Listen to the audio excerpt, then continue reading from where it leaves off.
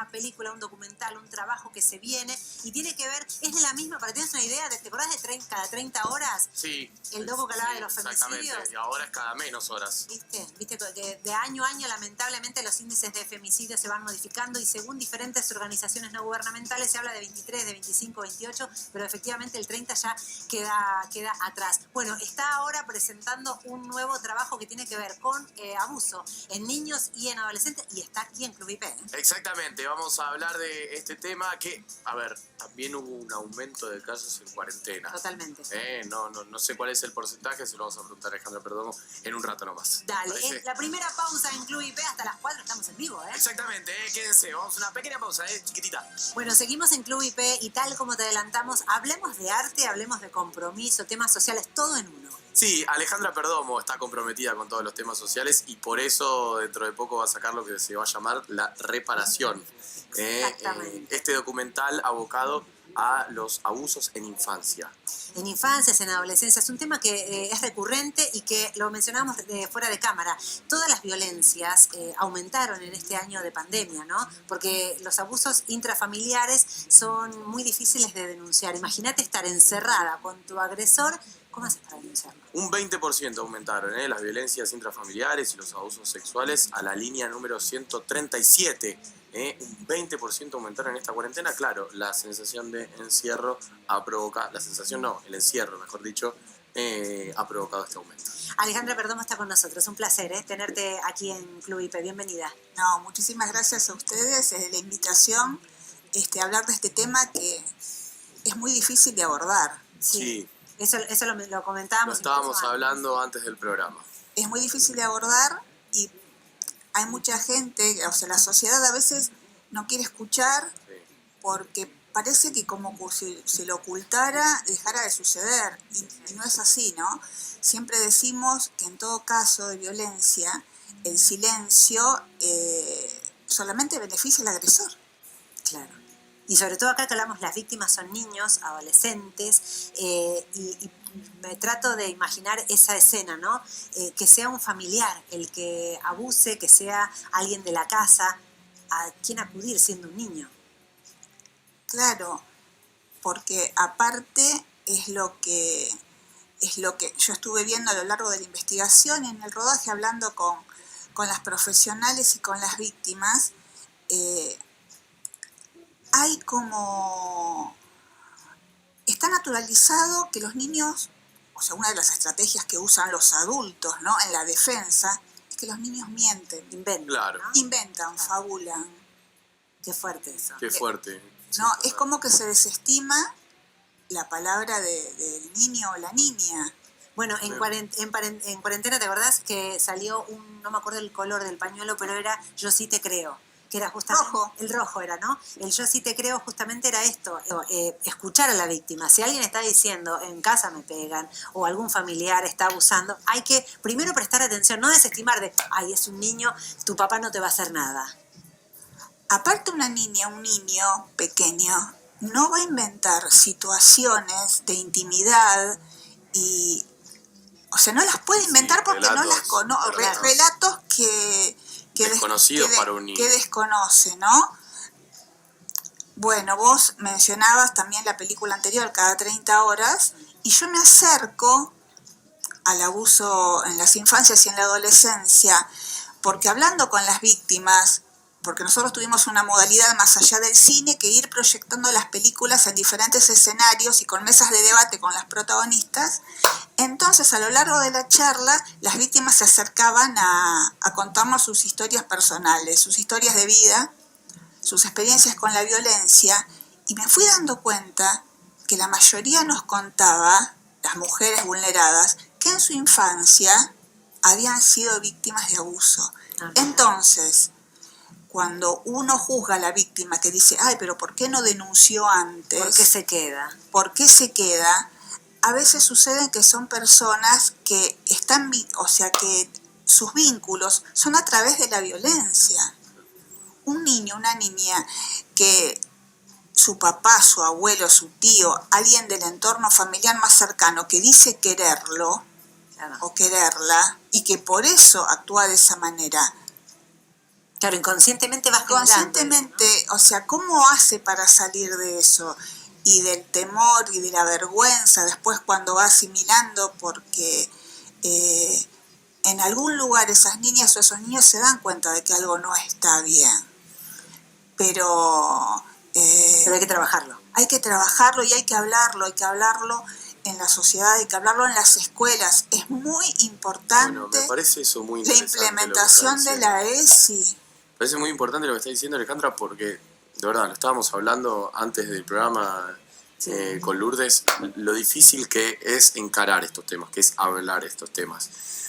Ni que hablar de la educación sexual integral, que es una ley que por más vigencia que tenga, no se aplica, ni que hablar de eso, que falta un montón, pero para mí, por lo menos a mí me dice mucho que alguien que haga este documental de reparación tenga esta mirada en decir, che, es difícil abordar este tema, pero hay que hacerlo. Digo, ¿de qué se trata la reparación? Y ahora vamos a ver un rato del tráiler para que la gente pueda ver qué es lo que vas a presentar. ¿Pero qué encontramos? ¿Qué encontramos ahí? En la peli. Vamos a encontrar los relatos en primera persona de las víctimas que hoy ya son sobrevivientes, ¿no? Porque más allá de lo que vivieron, pudieron empoderarse y denunciar y poner en palabras, buscando lo que se dice una reparación, ¿no? Uh-huh. Y su palabra cuestiona mucho el accionar de la justicia, que no está muchas veces a la altura de la circunstancia. Y digo la justicia, que son los jueces y las juezas. Claro, las personas encargadas. Las personas en sí, ¿no? Que no trabajan con perspectiva de género, ¿no? Eso nos sucedió mucho hablando con jueces y gente del Ministerio Público Fiscal con cada 30 horas, ¿no? Que ellos dicen, nosotros leemos el expediente frío y qué tan sencillo podría ser directamente escuchar la palabra de las víctimas o de los familiares. Totalmente. ¿No? Bueno, en busca de la reparación, ¿no? Es un tema que cala hondo, que está bueno también, Alejandra, eso que dicen de hacer exposiciones, pero charla debate, ¿no? Para que hay gente, insistimos, que a esta hora tal vez nos está mirando y hay algún familiar, algún amigo que sufrió o que está sufriendo de esta problemática. No es fácil de salir, no es fácil alzar la voz. Por eso, acá un adelanto de la reparación de Alejandra Perdón. Lo que se está diciendo, y como se debe decir correctamente, abuso sexual contra niños, niñas y adolescentes.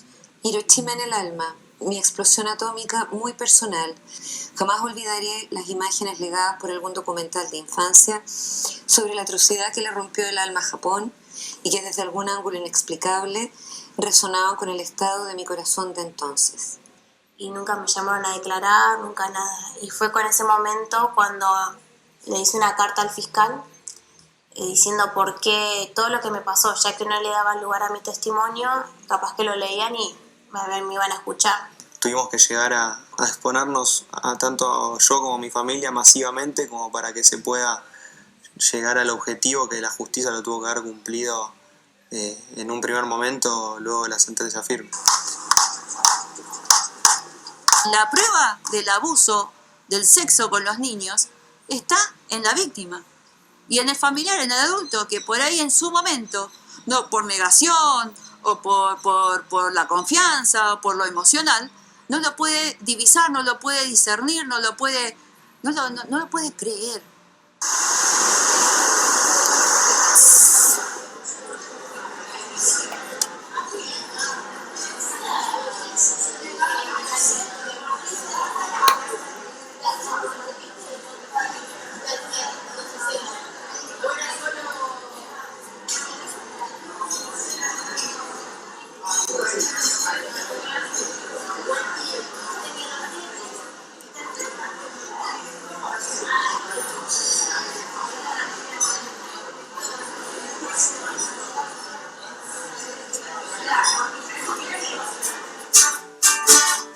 No es que llegas así de la nada.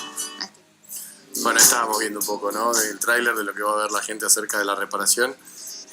Alejandra, ¿encontraste algún patrón en particular en toda esta investigación, en los testimonios y demás, se repiten más casos de mujeres, de hombres de determinadas edades, clases sociales. Sí, eso no. La mayoría de las víctimas son mujeres, son niñas, Ajá. ¿no? Y la mayoría de los abusadores son hombres. También hay mujeres, pero la mayoría son hombres. El denominador común es el silencio, es la vergüenza, ¿no? Que el abusador tiene una manera de trabajar sobre la cabeza de la víctima, en la cual hace sentir a la niña o el niño o el adolescente responsable del abuso, ¿no? En cierto modo. ¿Y de esos hombres qué patrón se repite? ¿O ningún patrón hay en Comúnmente son los abusadores? los padres, no estoy diciendo padrastros, Padre directo, claro. padres, hermanos mayores, abuelos, tíos. A mí realizar la investigación me acercó realmente al horror, a decir desde mi lugar, ¿no? Es decir, no puede ser que esto suceda y que no se denuncie y que no se hable. Es tan complicado por la red familiar, ¿no? Hubo casos muy conocidos, muy emblemáticos que llegaron a la prensa, como de este juez de zona norte que abusaba y alzaba el de sus nietas, Ajá. que lo pudieron denunciar recién llegados a los 20 años, ¿no? Claro. Imagínate todo lo que tuvieron que atravesar en silencio. En silencio, y dicen que las familias lo sabían. Por eso digo, hay como un estigma social, o la sociedad quiere creer, prefiere creer, es algo que se da en las clases sociales de menor poder adquisitivo o que tienen menor educación. No es así, igual que la violencia de género. Claro. Se da con diferentes características, se cubren de diferentes maneras. Por supuesto, y siempre el abusador, el acusado, el imputado, es como dicen, acá en este tráiler aparecen 3 profesionales, bueno, la doctora Eva Giberti, que es el tercer documental en el cual participa y que me parece que es una de las personas que más sabe de violencias en nuestro país y en Latinoamérica, la doctora Virginia Berliner-Blo, que es del del Poder Judicial, es perito médica, perito del Poder Judicial, y que ella lo dice claramente, que el adulto es el que tiene el poder para contratar a los abogados y pagar a los peritos. Claro. Los niños y las niñas no pueden acceder a eso, ¿no? Y veíamos un caso donde alguien decía, bueno, ya que no me escuchaban, decidí escribirle una carta. ¿Eso se reitera en algunas investigaciones? Que los chicos dicen, bueno, ya no sé qué hacer, apelo a esto, tal vez llego. Sí, el caso, mira, de Diana, que tuvo una cercanía con el refugio de Nancy Huguet, de sobreviviente de DACA, claro. Las mujeres que sobrevivieron a la violencia. Y que Nancy en su momento, al enterarse de este caso, la pone en contacto con Matías Bernal, que es el letrado que asiste al refugio, por eso yo llego a su caso.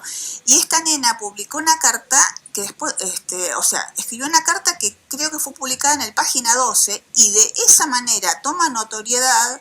Entonces la justicia recién la llama a declarar. Después de la carta que publicó un diario, que es Página 12. Entonces, que es lo mismo que dice Santiago, que Santiago fue a los medios, fue a la televisión, después del caso de Telma Fardín. Entonces, ¿qué pasa? Todo lo que se hace, lo hacen las víctimas. Ellos tienen que empujar y mover a la justicia, tener que exponer su historia públicamente, mediáticamente, para que la justicia los escuche. Claro. Este es un común denominador. Qué fuerte lo que está diciendo. Alejandra, un placer tenerte acá. ¿Querés decirnos dónde la gente va a poder encontrar la reparación? Bueno, estamos terminándola, estamos en el periodo de postproducción de sonido, de color, y estamos viendo, porque estamos en un mundo sin cines en este momento, claro. En un mundo que no sabemos si volvemos a primera fase, si tenemos un segundo rebrote. y lo que queremos es encontrar el lugar o la manera, claro. o la manera de llegar a la gente masivamente. No queremos que la película quede porque es un compromiso que yo siempre tomo con quienes dan testimonio, abren su corazón y su historia a la cámara, sino mi compromiso de que llegue a la mayor cantidad de gente posible, y sobre todo queremos, es quizá una utopía, pero que la justicia escuche, que la justicia y la sociedad escuchen. Ahí está, gracias por meterte en temas tan duros que duelen, pero que lamentablemente forman parte de nuestra sociedad. Ojalá que contribuya a que la justicia, como decís, tome cartas en el asunto. Gracias, Alejandra. No, gracias a ustedes. Bueno.